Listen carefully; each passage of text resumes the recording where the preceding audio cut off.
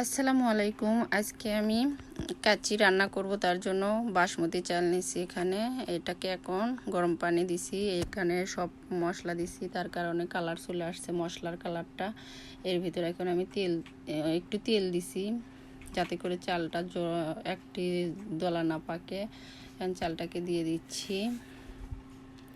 এই তো এখন চালটা আমার হওয়ার মধ্যেই এটাকে আদা সিদ্ধ করে নিতে হবে, ফুল সিদ্ধ করা যাবে না। তো হয়ে গেছে।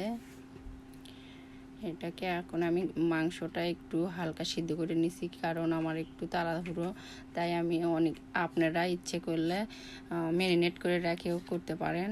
আমি একটু হালকা সিদ্ধ করে নিছি আমার একটু তাড়াহুড়োর জন্য। এভাবে রাইসটা ঢেলে দিলাম।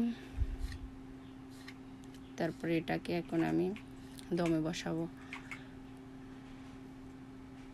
এভাবে সমান করে দিয়ে দিলাম।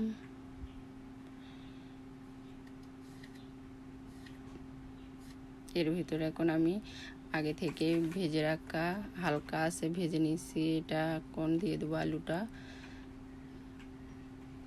তো এইভাবে আলুটা ভিতরে ঢুকে দিচ্ছি, কারণ আলুটা আমার সিদ্ধ হয়নি, তার কারণে একটু ভিতরে দিচ্ছি যাতে ভাবের মধ্যেই সিদ্ধ হয়ে যায়। সবগুলো আলু এভাবে দিয়ে দিলাম। এটাকে এখন আমি ভালো করে আলুগুলো ঢেকে দেবো যাতে করে আলুগুলো আমার সিদ্ধ হয়।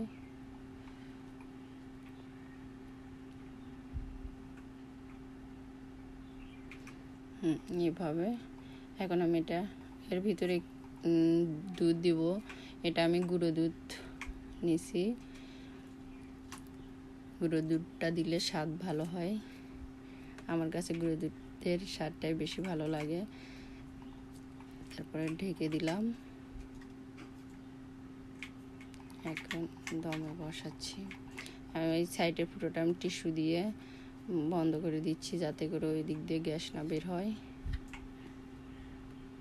এই তো হতে এখন আমি এর উপর পেঁয়াজের ব্রেস্তা দিয়ে দেব।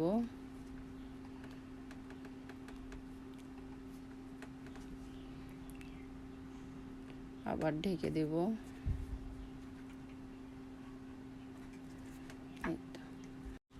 আমার বিরিয়ানিটা এখন হয়ে গেছে। এই তো এখন এটাকে আমি প্লেটে তুলে নিচ্ছি। এই তো কত সুন্দর কালার চলে আসছে। এই তো দেখেন, এটা হচ্ছে কাচ্চি বিরিয়ানি। আজকের ভিডিও এই পর্যন্ত। আল্লাহ হাফেজ।